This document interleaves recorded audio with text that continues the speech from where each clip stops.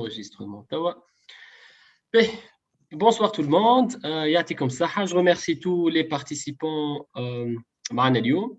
Je remercie spécialement Siwassim, notre expert اليوم, qui va nous éclaircir ou éclairer notre lanterne concernant la loi de finances 2021. Ou bien sûr, ça va avoir un focus, une concentration à les ONG. La loi de finances, elle est énorme. En 1 heure de temps de discussion, ça, on va plus parler avec un focus sur les ONG. Quand on a d'autres questions, éventuellement, notre expert il va essayer d'y répondre, mais surtout, on va les ONG. Donc, je me présente, Foued Boutmer, je suis le manager du cabinet de conseil Magal Gouvernance. Nous travaillons tout ce qui est les partenaires techniques et financiers ou les ONG. Spécialement, on se spécialise dans la gouvernance locale, les municipalités, décentralisation, etc. Donc, notre expert, Ouassi Makhrouf, Yatik Saha, a accepté notre invitation. Merci beaucoup. Merci à vous, Sifoued. On a quelqu'un pour vous présenter rapidement. D'accord, merci beaucoup, Sifoued. Donc, je me présente, Ouassi Makhrouf, je suis expert comptable associé au cabinet ACW, qui est un cabinet d'expertise comptable, membre de l'ordre des experts comptables. Donc, nous fournissons également une grande partie de nos services pour les ONG et pour les projets de développement international, d'où l'intérêt commun avec Sifoued pour ce webinaire. Nous fournissons également d'autres services d'assistance et d'audit, d'assistance comptable, d'audit et d'autres services de conseil pour les PME et pour les grandes sociétés également. Donc, je suis vraiment honoré et un grand plaisir aujourd'hui de faire cette présentation sur une thématique originale. D'habitude, on fait la présentation de la loi de finances en général. Nous avons essayé cette fois-ci de faire un focus sur les associations et ONG pour sélectionner les articles qui les concernent spécialement.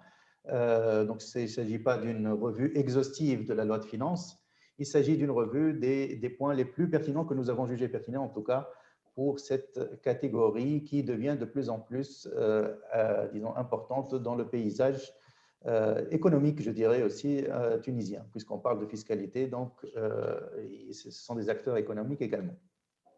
Yatik Saha. Juste, je vous explique rapidement le format. Donc, concernant la langue, c'est comme vous voulez, sincèrement. Donc, c'est français, derja, arabi. Le plus important, c'est que le message youssel. Ce qu'on va faire, c'est qu'on va avoir 25 minutes de discussion Monsieur Wassim. Bada, on ouvre 30 minutes de questions-réponses pour tous les participants. Vous pouvez poser vos questions soit par écrit, des questions, ou bien vous pouvez directement tordre le micro. Donc, ne vous inquiétez pas, 25 minutes, très rapidement, on va essayer de répondre à vos questions. Donc, directement, c'est Wassim. Je veux تقييمك cette nouvelle loi de finances. Là, je suis bien, Inch'Allah. Bon, par définition, la loi de finances, elle est là pour être critiquée. Donc, c'est rare de dire qu'une loi de finances, on trouve, disons, des avis unanimes sur une loi de finances qui soit une bonne loi de finances. Mais bon, au-delà de tout ça, c'est une loi de finances qui arrive dans un contexte budgétaire difficile. Donc, je pense que l'État n'a pas de grande marge de manœuvre pour pouvoir agir. Et donc vraiment, bon, il y a beaucoup de mesures fiscales, mais il y en a certaines qui sont intéressantes et on va le voir tout à l'heure. À mon avis, et si je ne parle pas du côté budget, endettement, etc., on en parle déjà assez dans les médias, mais je me concentre sur les dispositions fiscales de cette loi de finances. À mon avis, il y aurait dû beaucoup plus d'avantages ou de textes pour pouvoir appuyer les acteurs économiques dans cette conjoncture difficile. On y reviendra peut-être tout à l'heure, mais cette loi de finances manque un peu ou pêche un peu de ce côté-là. D'accord. Yatik Sahana, personnellement, depuis la création du cabinet, notre cabinet en 2015, je pense que c'est la première loi de finances qui a des petits avantages, fait TVA, retenue ou l'IS. Et, et je ferme cette parenthèse. On est content avec ces petites mesures. Donc, notre retour le sujet. Quand on parle de loi de finances 2021, où on parle avec un focus pour les ONG, concrètement, quelles sont ces mesures spécifiques pour les ONG? En fait, spécialement, si on regarde la loi de finances, il y a plusieurs mesures qui pourraient être, disons, utiles pour les ONG et pour les sociétés. Mais il y a une mesure spécifiquement qui est destinée ou qui concerne directement les ONG, à savoir, il y a un nouveau mécanisme de suspension de la TVA pour certaines opérations de dons et qui pourrait intéresser directement les ONG. La même chose, et pour ces mêmes opérations, il y a un nouveau mécanisme pour les donateurs, ceux qui donnent aux ONG, donc des nouveaux avantages par rapport à certaines opérations. Je pense que cela a été, disons, suite aux différents dons qui sont arrivés lors de la crise sanitaire, mais on va voir par la suite qu'il y a certaines conditions à toutes ces opérations. Pour le reste, il y a d'autres mesures relatives aux retenues à la source qui concernent aussi bien les entreprises que les ONG. Donc, ça peut concerner les salariés des ONG ou les réinvestissements et les placements que pourraient faire les membres des ONG ou les salariés d'une ONG. Certaines mesures également relatives aux obligations fiscales qui concernent tous les acteurs. D'accord. Donc, nous trouvons plus en détail les mesures à demain par rapport à TVA. Absolument, absolument. D'accord. Vas-y. Voilà. Donc, comme je venais de le dire, et on commence maintenant vraiment à entrer dans le vif du sujet, donc les nouveaux avantages, il y a de nouveaux avantages pour les dons qui concernent la TVA spécialement. Je sais que beaucoup d'ONG souffrent pour obtenir la suspension de la TVA ou il y a toujours des difficultés au niveau de la TVA. Donc, ce qu'il y a eu, c'est qu'il y a de nouveaux avantages à deux niveaux. Au niveau des donateurs, des sociétés ou des entités qui donnent aux ONG, mais également au niveau des bénéficiaires. ONG, des bénéficiaires, des ONG bénéficiaires de ces dons. Donc, le premier avantage, c'est le non-reversement de la TVA en cas de cession de bâtiments, équipements ou matériels inscrits en actif. Donc, ça, c'est un avantage qui est donné aux donateurs. Et d'ailleurs, le donateur, il peut être une ONG comme il peut être une société. Et le deuxième mécanisme, c'est la suspension de la TVA sur les achats, et on va voir le mécanisme. Donc, mais il faut bien préciser à ce stade-là, et ce qui est important dans les lois de finances, toujours, ce sont les mais et les conditions. Donc, ces avantages, ils concernent uniquement les dons accordés à l'État, collectivités locales, aux entreprises, établissements publics, et en ce qui concerne les associations, uniquement pour les associations qui œuvrent dans, et là je cite exactement les termes de la loi de finances, c'est les associations œuvrant dans le domaine de promotion des personnes handicapées et dans le domaine du soutien et l'assistance des personnes sans soutien familial et exerçant conformément à la législation. Donc, en fin de compte, le mais, il est là. Ce sont uniquement les dons qui sont donnés à ces associations, à ce type d'association. D'accord.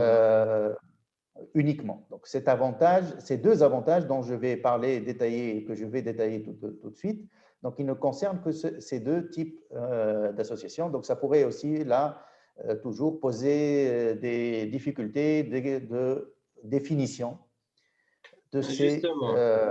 absolument. Donc, Est-ce que par exemple, le statut, quand il les bénéfices ou les actions, par exemple, quand on a نبدل le statut, j'ajoute un article, on coule, j'appuie les personnes porteurs d'handicap, par exemple, ça peut être, je ouais. peux, je me éligible. Donc, à ce moment-là, ça facilite les procédures. Mais si tu fais dans tes statuts, tu fais de l'appui en général aux personnes vulnérables, à ce moment-là, il va falloir, disons, expliquer cas par cas. Est-ce que ce bien, est-ce qu'il va aller à une activité qui concerne l'appui aux personnes handicapées ou à la protection, l'encadrement des personnes sans soutien familial, etc. Donc, j'imagine et je m'attends à ce qu'il y ait quelques difficultés au niveau de l'application de cette mesure, ou de ces deux mesures, si on veut. يعطيك الصحة.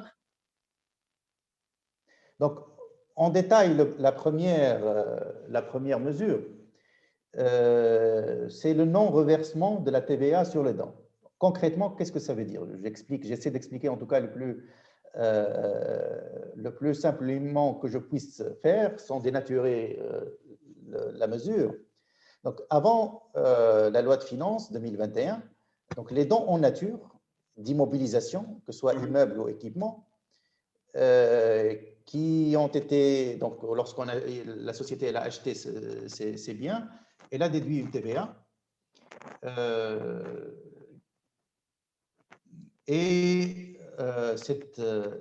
Cette TVA qui a été déduite, eh ben, si on va la donner, on est obligé de reverser une part de la TVA qui a été initialement déduite. D'accord? Donc, j'ai donné un petit exemple. La société qui achète un matériel pour 10 000 dinars en 2020, et elle décide donc, elle a fait de la TVA déductible dans sa déclaration. Donc, elle a bénéficié de 1 900 dinars de TVA déductible.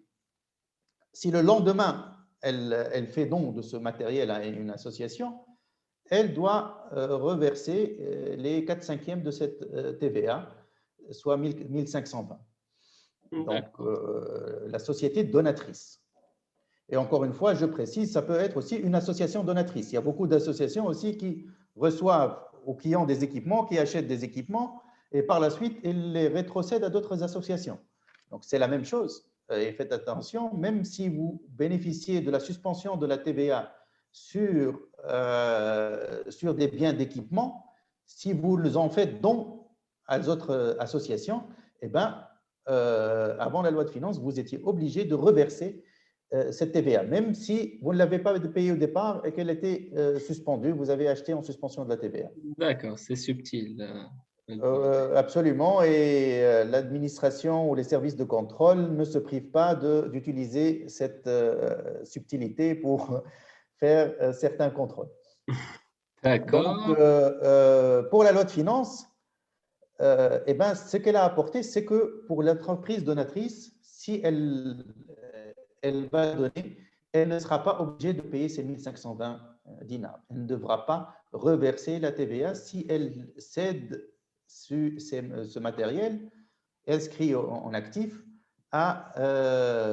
aux personnes dont j'ai parlé tout à l'heure, c'est-à-dire à l'État, à l'État et aux collectivités publiques, etc., et aux associations. Quelles associations? Non pas toutes les associations, mais seulement celles qui sont dans le domaine d'appui aux personnes handicapées et sans soutien familial. D'accord. Dans ce cas-là, et uniquement dans ce cas-là précis, elles sont exonérées du reversement de la TVA. باهي يعطيك الصحة. دونك كي نقولوا collectivité locale en général غادي نحكيو على بلدية les régions اللي هما ينجموا يكونوا ولايات ومن بعدها الأقاليم تو avec la nouvelle disposition. صح. Allez, juste pour انا clarifier. جيت فوالا هذه في السبيسياليتي نتاعي. Donc, donc, on passe à notre mesure rapidement. Juste rapidement sur ça, on ne va pas s'étaler, mais il y a, donc pour le donateur, il y a des procédures à faire au bureau de contrôle pour pouvoir bénéficier de cet avantage-là. D'accord. Donc peut-être ce n'est pas la peine d'aller plus en détail, mais ce qu'il faut savoir, c'est que le donateur, s'il veut bénéficier de ça, il doit faire un état qu'il communique au bureau de contrôle compétent. D'accord, très bien. Donc, le second avantage, c'est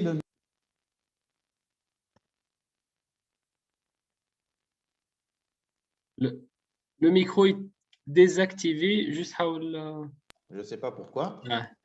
Oui, voilà, bon. Donc je m'excuse.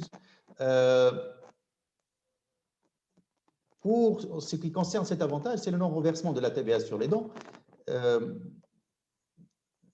Juste, je m'excuse, c'est le premier avantage, juste pour faire un rappel. Et je pense qu'il est intéressant pour tous nos participants pour le non-reversement de la TVA sur les dons. Donc, l'avantage qui a été apporté par la loi de finances, il concerne uniquement les immobilisations données aux entités que nous avons citées. Donc, les dons d'immobilisation à d'autres entités donnent toujours lieu au reversement de la TVA. Ça, il ne faut pas l'oublier. Et puis, les dons en nature de biens autres qu'immobilisation continuent de bénéficier du même régime fiscal qui était auparavant. D'accord. Le point B, je pense qu'il est assez clair. Voilà. Voilà. Juste pour rappeler, faites dérouler l'animation pour dire qu'il faut faire attention lorsqu'une entreprise ou une ONG fait un don, il faut qu'il suive les processus qui sont présentés et il y a dans certains cas des reversements de TVA à faire. Faites attention si vous faites des dons, que vous êtes dans des entreprises, vous donnez à des associations ou des associations qui donnent à d'autres. D'accord, très bien. Juste pour ceux qui ils interviennent, نكملوا الديسكسيون هذه بعد نحلوا on vous offre la possibilité de poser vos questions. Juste نكملوا la présentation, بعد on ouvre le débat. Donc par rapport au deuxième point. Oui, le deuxième point, donc c'est la suspension de la TVA. Donc il s'agit d'un nouveau régime de suspension de la TVA sur les achats qui est comparable à celui que les ONG connaissent actuellement lorsqu'ils bénéficient de dons dans le cadre de coopération internationale. Donc là, il s'agit de pouvoir acheter un bien, au lieu de l'acheter à 1190 dinars, on l'achète uniquement à 1000 dinars, donc on fait la suspension de la TVA, on ne paye pas la TVA. Comment faire? Eh bien, premièrement, ça concerne les biens, travaux, prestations, produits, matériels, à l'exclusion des voitures de tourisme. D'accord. Les bénéficiaires sont ceux que nous avons cités tout à l'heure, donc les mêmes types d'associations, et plus l'État, etc. L'acheteur, donc ça peut être la partie donatrice ou le bénéficiaire final. C'est-à-dire, pour simplifier, je veux acheter un bien pour le donner à un hôpital. Je suis une société que je vais acheter un matériel médical que je vais donner à un hôpital ou je vais donner à une association parmi les associations citées. Eh bien, je peux directement, le fournisseur peut directement vendre ou faire une facture pour le bénéficiaire final. Pour l'association, il faut mentionner le bénéficiaire final dans la facture. Donc, ce nouveau régime, bien sûr, il est limité au montant du don figurant dans l'accord conclu à cet effet. Donc, une société qui décide de donner à une ONG, elle doit faire à ce moment-là, et on le conseille de faire toujours un accord de don. Et dans cet accord de don, on mentionne exactement le montant total de cet accord de don. Donc, si le bien a acheté un matériel médical qui coûte 20 000 dinars, alors que dans l'accord dedans, on a uniquement 10 000 dinars, et bien sur les 10 000 dinars, on doit payer de la TVA. D'accord, très bien. يعطيك الصحة. Donc concrètement, suspension de TVA تكون كان sur les dons. Si par exemple l'association elle achète elle-même ses biens, elle n'a pas cette suspension de TVA. Si j'ai bien compris. En fait, c'est des cas de dons. Donc, c'est des achats pour donner. Si l'association elle achète pour donner à une association qui existe, qui œuvre dans ces domaines, à ce moment-là, il y a la suspension de la TVA. D'accord. D'accord. يعطيك الصحة. On passe à la partie suivante. Ah oui, il y a un point très important. Tout ce qui est impôt retenu à la source. Rouni, quelles sont les nouveautés de cette loi par rapport à l'impôt et à la retenue à la source? Ah, je sens que j'ai touché un point sensible. Donc, la retenue à la source, oui, absolument, comme tout le monde le sait, c'est le montant qu'on retient lorsque on va payer un fournisseur ou un tiers et que ce montant-là, on va le déclarer dans la déclaration suivante et ce montant-là, il sert en fait d'une avance de ce tiers sur son impôt personnel. Donc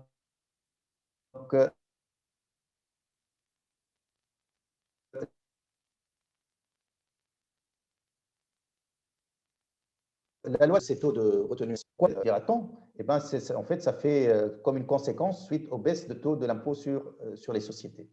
Mais concrètement, en quoi cela consiste? Avant, pour les loyers, par exemple,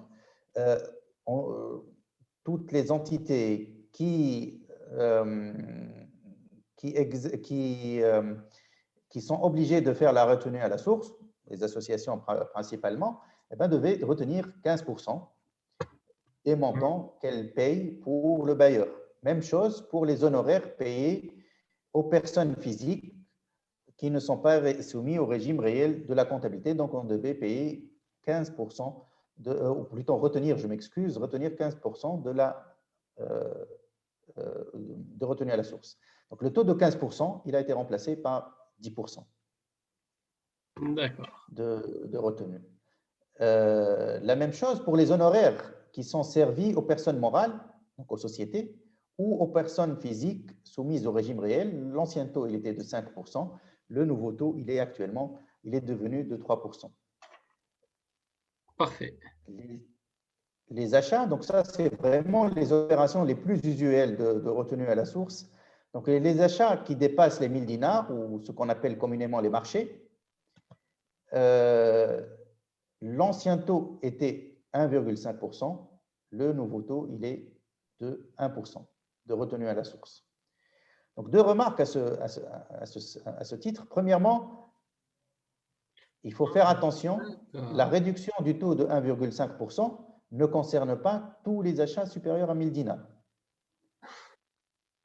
Les achats faits auprès des sociétés soumises à 15%. D'accord. Qu'est-ce que ça veut dire? Exactement. Voilà, et c'est là toute la difficulté de cette mesure. Donc maintenant, il y a plusieurs taux d'impôt et il y a des sociétés qui sont à 35% d'impôt. Donc ce sont les institutions financières, ce sont les concessionnaires, les bénéficiaires de franchise, les sociétés pétrolières. Donc tous ces secteurs, ils sont imposables à 35%. Eh bien, lorsque vous faites un achat auprès de ces personnes-là, supérieur à 1000 dinars, vous devez faire la retenue de 1,5% et non pas la retenue de 1%. Concrètement, si vous achetez un climatiseur auprès d'un commerçant d'une lambda ou d'un commerçant normal, vous faites la retenue de 1%. Mais si vous achetez un climatiseur auprès d'un distributeur de la grande distribution qui est soumise à 35%, vous devez faire la retenue de 1,5%. Là, c'est une difficulté, ça. C'est-à-dire qu'il faut que vous deviniez le taux d'imposition de la personne ou de la société dans laquelle vous faites vos achats. Et sincèrement, ça crée une certaine difficulté d'application. Très bien. Yatik Saha, Si Wassim. Donc, concrètement, L'autre point, quand on va faire un achat, quel mot que nous quelle voilà, retenue on donc va faire? je vais mettre mon téléphone et ça ne va pas arrêter de sonner pour pouvoir répondre à cette question. C'est bon, ça c'est toujours la petite, disons, remarque ou le petit mais qui fait le charme de la fiscalité tunisienne. D'accord. Voilà, Yatik Saha. Donc, juste, on va essayer d'être plus rapide. On a absolument. encore 5 minutes pour présenter les autres mesures. On va essayer D'accord, d'aller rapidement. d'aller rapidement. Voilà, d'accord. Juste rapidement, pour la retenue à la source, bien sûr, ça Ah, concerne les paiements effectués en 2021. Donc, tous les paiements effectués en 2021, quelle que soit la date de la facture. Ça peut être une facture de 2020, mais qui est payée en 2021. d'accord. D'accord. Yatik Saha. Donc, quelles sont les autres, plus ou moins, procédures ou bien obligations fiscales, les Mawjoudine? Mais quelles sont les autres procédures, les Mawjoudine? Voilà. Bon, maintenant, on va aller sur des mesures qui ne concernent pas spécifiquement les associations, mais qui pourraient les concerner ou concerner leur personnel. Donc, en termes de placement et d'investissement, vous pouvez avancer. Mhm.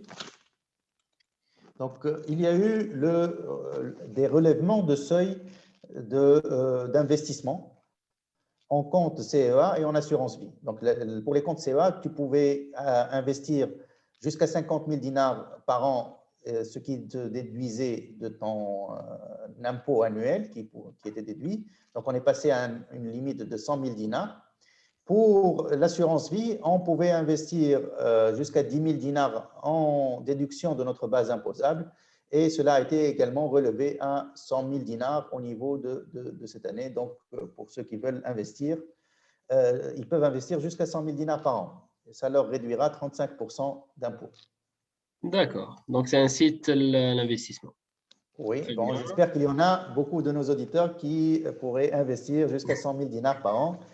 Donc, c'est Et avec quel taux?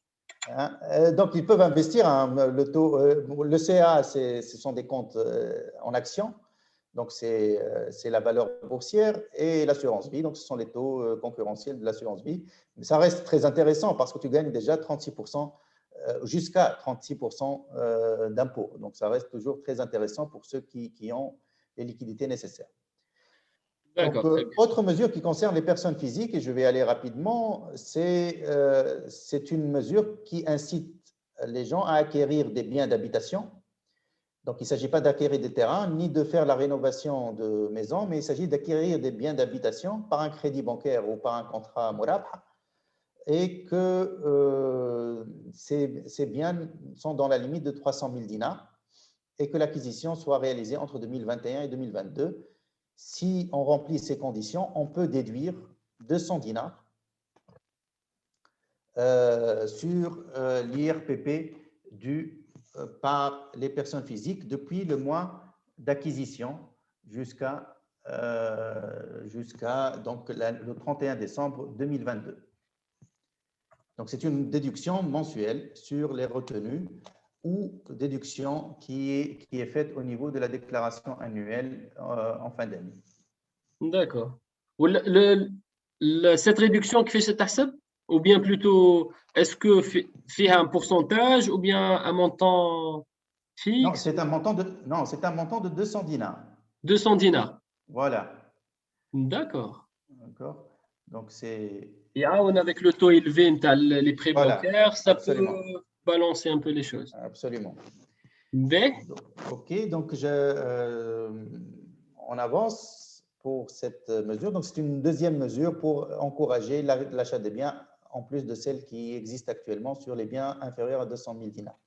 Donc, pour les placements également, il y a eu un revirement de la procédure.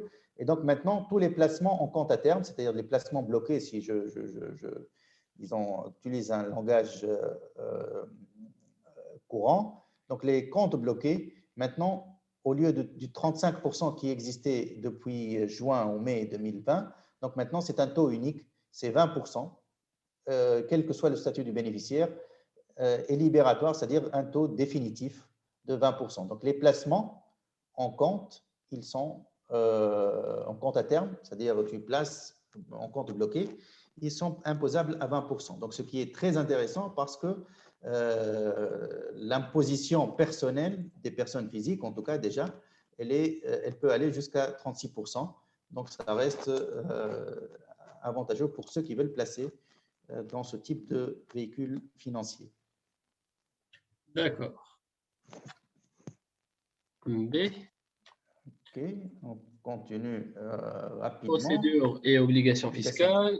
Voilà, donc il y a eu quelques changements aussi de nos quelques procédures fiscales. Encore une fois, j'ai fait une sélection de ces procédures. La première, qui est la plus, disons, utile pour moi, qui est intéressante, c'est les délais de réponse de l'administration fiscale aux oppositions des contribuables. Donc avant, lorsque on s'opposait au résultat d'une vérification fiscale, l'administration avait 6 mois pour répondre.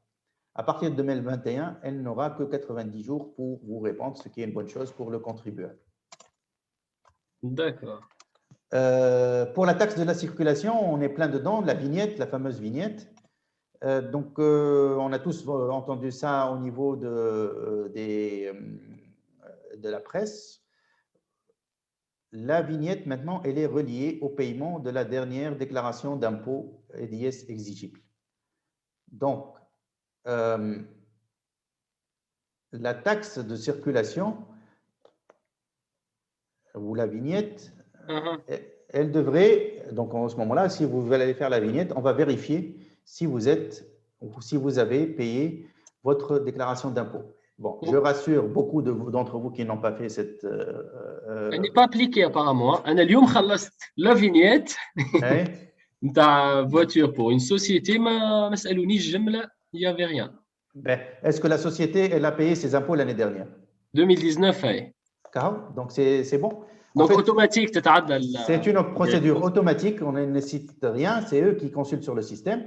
Et comme la déclaration de 2020 n'est pas encore due, elle est due le 25 mars, donc on vous a pas, vous êtes en règle pour l'instant parce que la dernière déclaration annuelle, elle est payée. Par contre, ceux qui n'ont pas de patente, ceux qui n'ont pas d'identifiant fiscal, on ne va pas leur demander de payer les dernières déclarations. Cela ne concerne que les sociétés ou les personnes physiques qui ont une patente pour ça.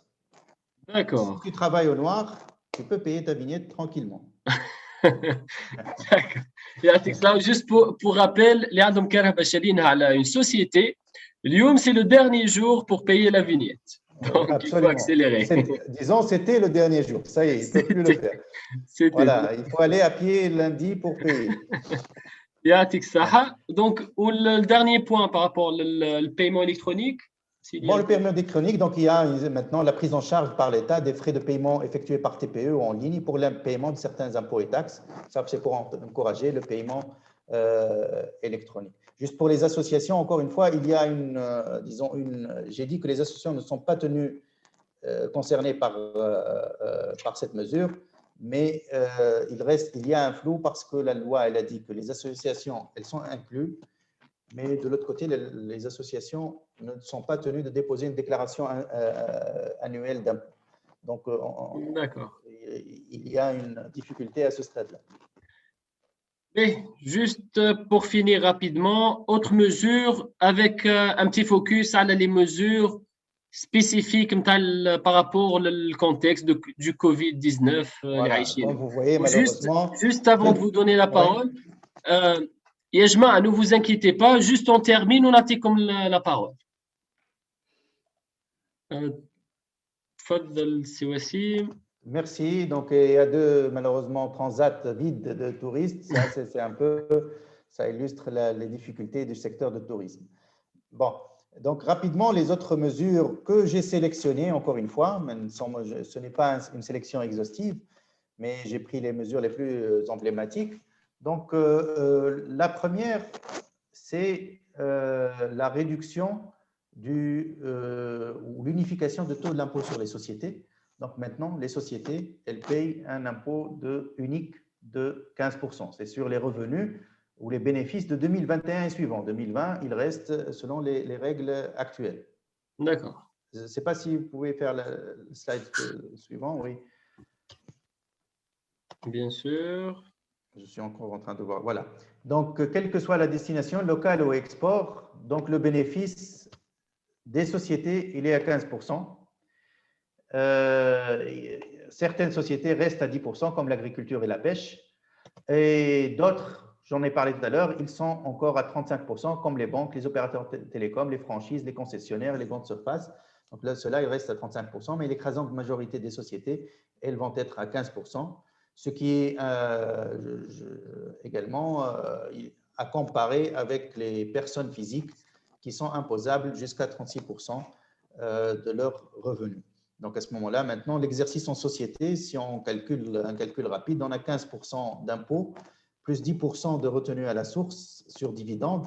Donc, on est à peu près à 25%, si on schématise, d'imposition pour l'exercice en société, alors que si on exerce en tant que personne physique, on est à 26% à partir de la première tranche et on va aller jusqu'à 35%. D'accord. Yatik Saha. Donc là, ce slide-là, il résume que… On peut aller rapidement. Absolument. Donc, il y a d'autres taux de retenue à la source aussi, mais qui sont moins usuels, en tout cas pour les ONG. Ça concerne les personnes morales non résidentes. Vas-y.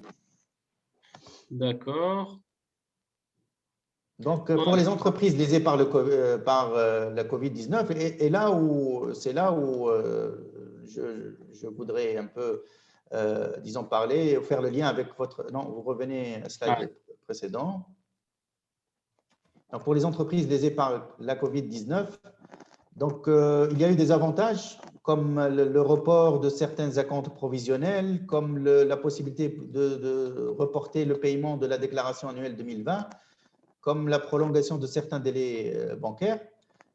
Mais malheureusement, cela reste la définition des entreprises lésées par COVID-19, c'est celles qui ont déposé en juin leurs différents documents qui remplissaient ces conditions-là au mois de juin. Alors que moi, j'estime que toute l'économie, elle est lésée par COVID-19 et pas vraiment ces sociétés qui ont pu déposer ces différents paperasses ou ces différentes demandes.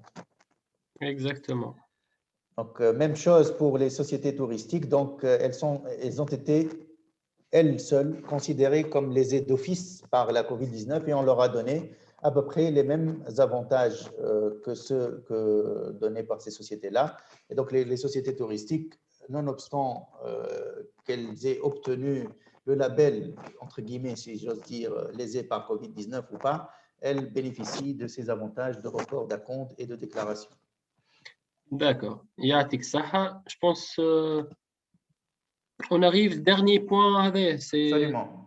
taxe sur certains produits à la consommation, Oui. c'est intéressant. Oui, bon. Et après, on vous donne, donc, juste cette présentation, on a dit comme le kalim.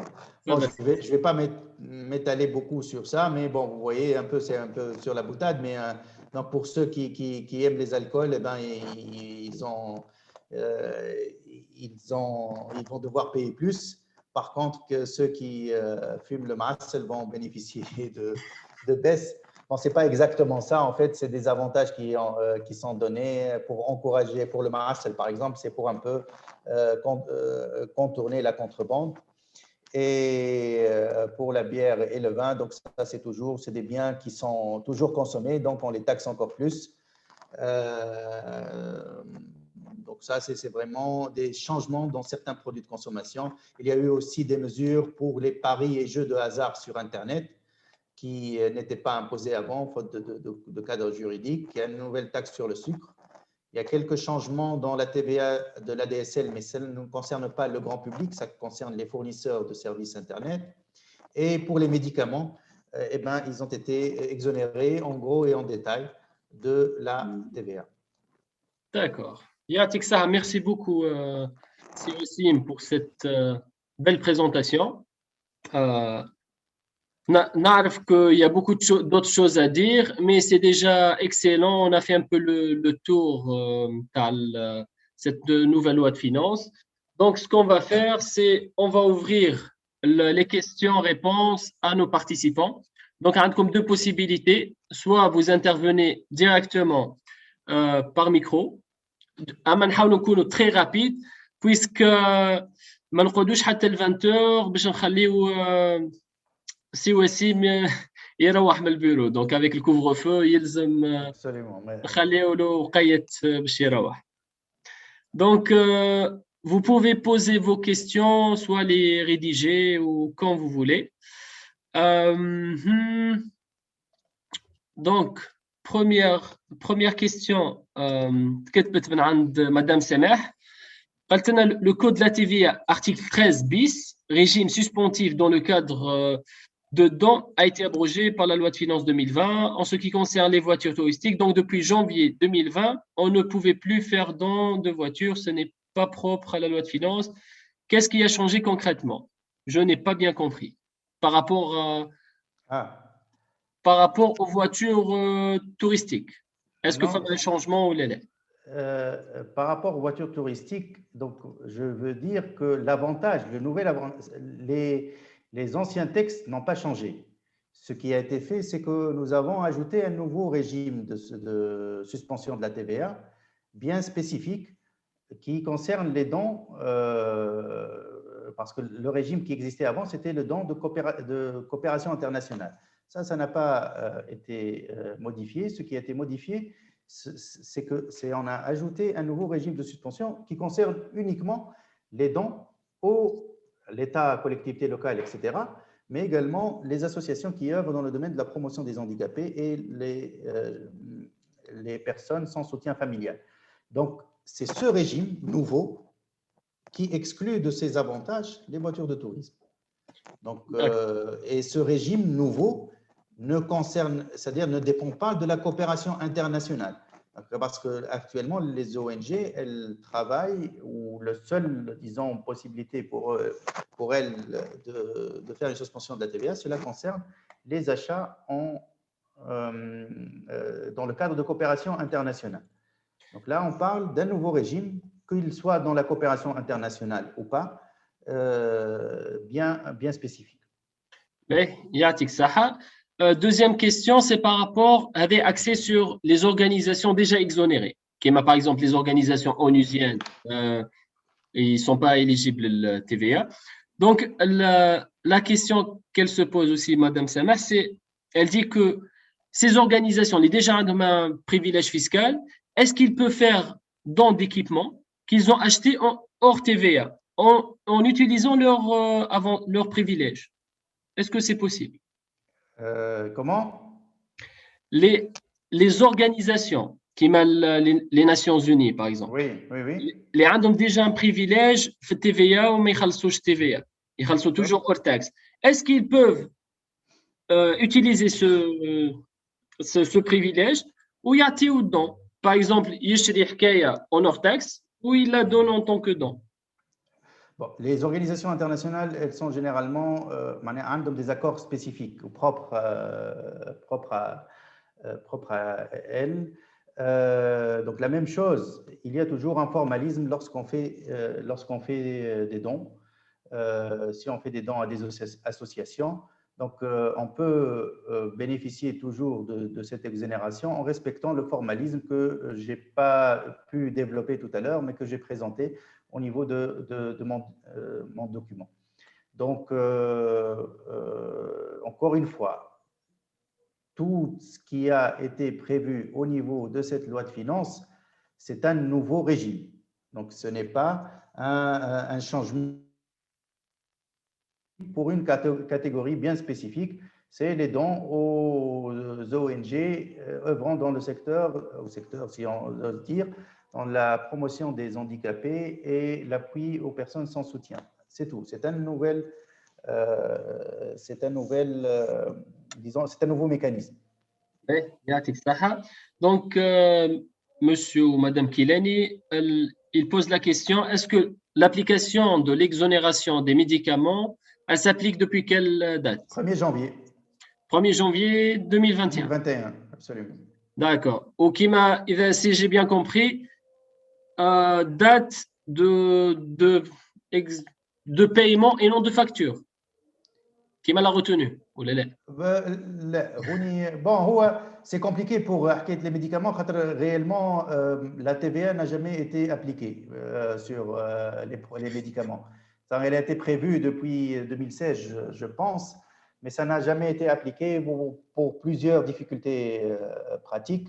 Et donc, on a préféré fermer cette porte et c'est tout. Mais donc, réellement, il s'agit juste de régulariser une situation qui crée du conflit plus qu'autre chose. D'accord. Donc, Anna, Madame Mariam Ben Miled, elle pose la question par rapport au retenu à la source sur la distribution des dividendes. Est-ce que fait un changement? Avec Tawa 10%, est-ce que c'est un changement? Il n'y a aucun changement, elle est toujours à 10%. Toujours 10%. D'accord. Très bien. C'est Khaled, augmentation sur taxe de consommation sur le sucre et baisse sur le tabac معسل. Vraiment, je ne comprends plus la politique générale. Il vaut mieux être fumeur que buveur, voilà. Oui, c'est une bonne remarque. Il y a une autre question, avec le privé, donc je ne cite pas le nom. Qu'est-ce que la loi de finances a prévu une autre vérification fiscale à part préliminaire et approfondie? C'était en projet de faire un troisième type de vérification fiscale, mais ça a été, disons, supprimé par la Commission des finances. Donc, on a toujours deux types de vérification, la vérification préliminaire et l'approfondie. D'accord. On peut dire tant mieux ou pas forcément? Tant mieux. En fait, l'idée était bonne de prévoir un troisième type, mais la crainte, c'était que cela ne fasse pas plus de contrôle très répétitif. Donc, il y avait trop de liberté donnée et ce n'était pas entendu sur, disons, l'étendue de cette nouvelle vérification. Donc, tant mieux parce que ça n'a pas été, disons, bien ficelé, mais on a besoin d'une procédure intermédiaire quand même qui soit mieux préparée. D'accord. Adna David, il pose cette question. Concernant la retenue par marché de 1,5%, lorsque le bénéficiaire est un forfaitaire, par exemple, est-ce qu'on fait la retenue avec l'ancien taux de 1,5% ou non? Non, la retenue, elle est 1%. Donc 1% qui est dans Oui. le client forfaitaire. Oui. D'accord. Parfait. Quoi d'autre? Détendez un choix. Bon, la question, je peux prendre le relais. Donc, il y a une question de monsieur ou madame Driouche sur les conditions de l'épargne, l'assurance vie. Donc, il n'y a pas de conditions, mais par contre, là, je n'ai pas eu le temps de le développer, mais par contre, il y a une limite, disons, ce n'est pas une condition, mais une limite à ça. Donc, c'est vrai que tu peux investir jusqu'à 100 000 dinars, mais cela ne doit pas donner lieu à une baisse de l'impôt qui aurait dû être payé de plus de 45%.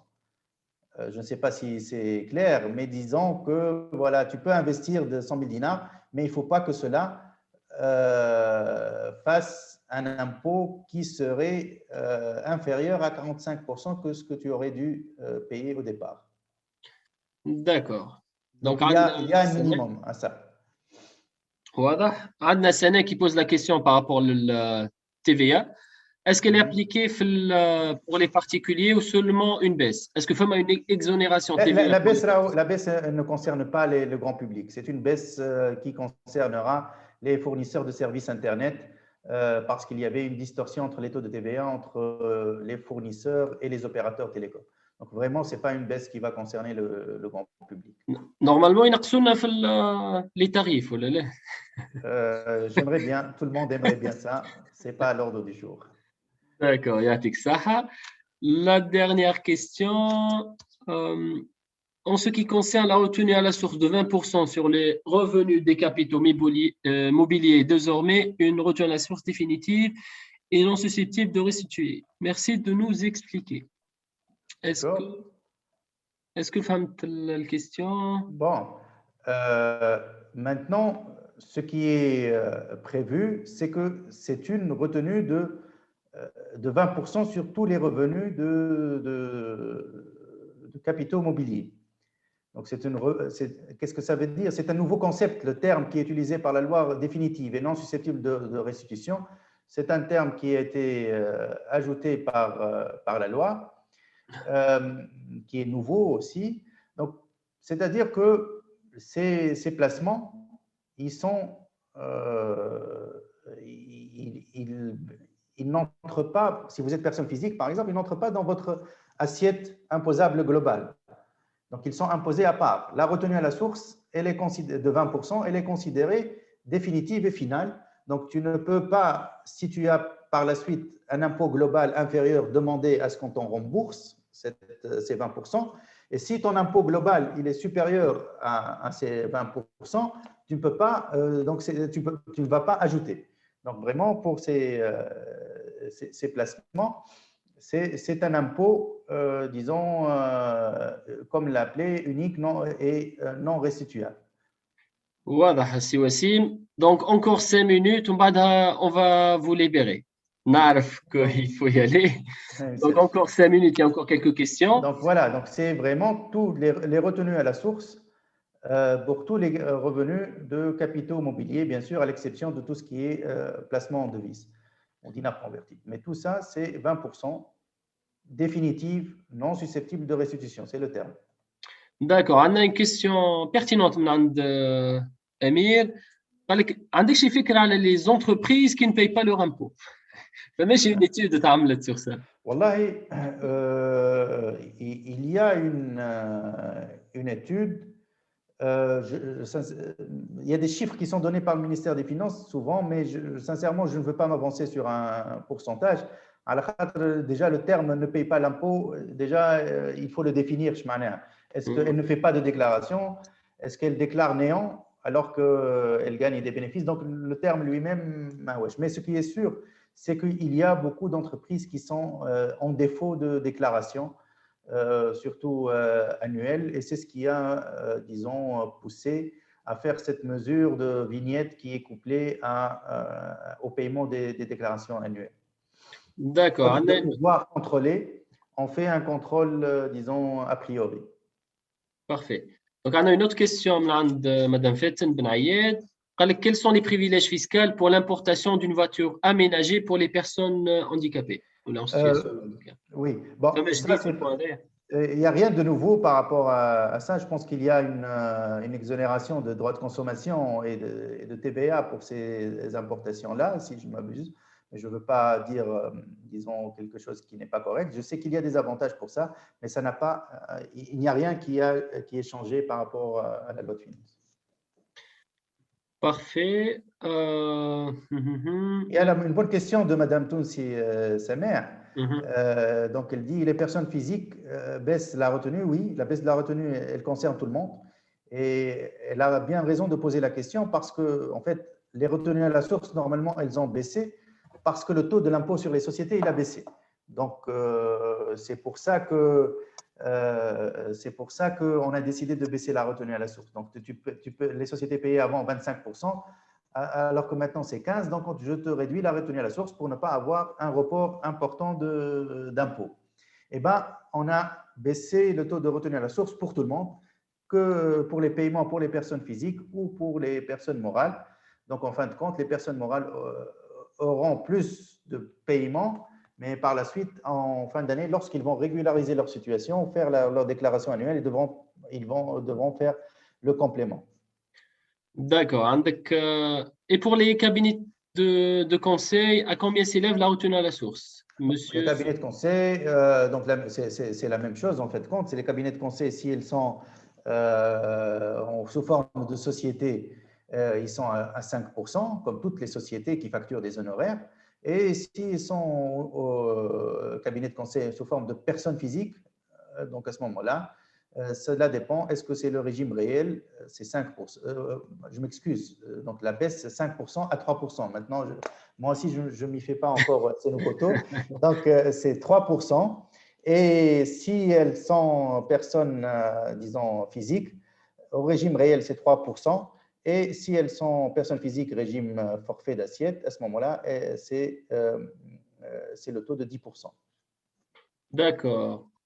Par rapport au Covid, le deuxième acompte prévisionnel des entreprises lésées sont-ils reportés?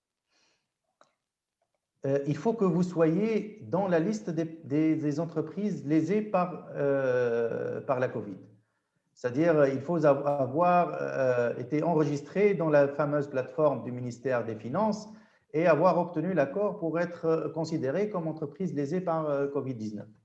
Et donc, à ce moment-là, il y a le troisième acompte provisionnel 2020 ainsi que les acomptes provisionnels exigibles en 2021. On peut les déposer, il faut déposer, et là c'est la nouveauté, il faut déposer et ne pas payer. On peut déposer, mais il faut toujours déposer, aller faire la déclaration et on a la possibilité de ne pas payer. Ce qui est une nouveauté dans la législation fiscale. Avant, si on venait déposer, il faut payer quel que soit. D'accord. Encore une dernière question. Deux questions. Plein de questions. Donc, les retenues, voilà, de Madame Toun, si elle parle des retenues, donc les retenues qui ont été établies en janvier, absolument. Donc, les retenues établies en janvier, elles doivent être faites avec les nouveaux taux, quelle que soit la date de la facturation. Et à la date où je vous parle, les taux n'ont pas encore été mis à jour sur le site ou sur le système du ministère des Finances pour l'instant. D'accord. Madame Reda, qu'est-ce qu'une personne peut bénéficier doublement de la déduction de 200 dinars par mois en cas d'acquisition de 2 studios, par exemple? Ça serait trop beau, mais non. Et allez rapidement, C'est voilà. intelligent, ça. Non, non, ça serait trop beau, mais non. Non, c'est Et pas encore possible. la dernière question, Mme Sibachir, 20% de retenue à la source libératoire non restituable sur les placements. Ça peut ne pas encourager l'épargne et l'investissement ou non? Bon, Un avis. au contraire, bon, là, c'est une mesure qui encourage le placement. Mais donc ça encourage l'épargne. Donc, et peut-être ça va inciter les gens à ne pas investir dans des projets risqués pour aller dans des placements qui sont beaucoup moins risqués, pour lesquels l'impôt il est uniquement de 20% et il y a une bonne rentabilité. Donc, c'est bon pour l'épargne. Globalement, si l'épargne, si les institutions financières disposent de plus d'épargne, donc elles peuvent appuyer les promoteurs en disposant de plus de liquidités stables. Et donc, ça peut encourager, disons, le financement des PME. Mais d'un autre côté, si on regarde, moi, je fais un arbitrage, donc je vais peut-être placer en placement sans risque que de placer dans une entreprise ou d'investir dans une activité qui pourrait être risquée et qui pourrait être taxée. Donc, bon, ça reste quand même une mesure qui encourage l'épargne. Yatik Sah, Monsieur Wessim, merci énormément de cette excellente présentation. Yatikum Sah à tous les participants de vos questions très enrichissantes. Tawabcher, Khaliouk, tu peux quitter, sincèrement, Yatik Sah, Si Wessim. Donc, je vous fais un petit rappel. Donc, vous pouvez suivre notre page Maghreb Gouvernance à Facebook ou bien vous pouvez revoir cette présentation à la chaîne YouTube Mtana, aussi Maghreb Gouvernance. Si vous avez d'autres questions, je vous par mail et on essaiera d'y répondre. Pour clôturer, est-ce que c'est possible pour ceux qui veulent, on voudrait bien faire une photo de groupe. Les personnes qui veulent activer leur caméra, on fait une belle photo de groupe et on clôture. Le fameux couvre-feu.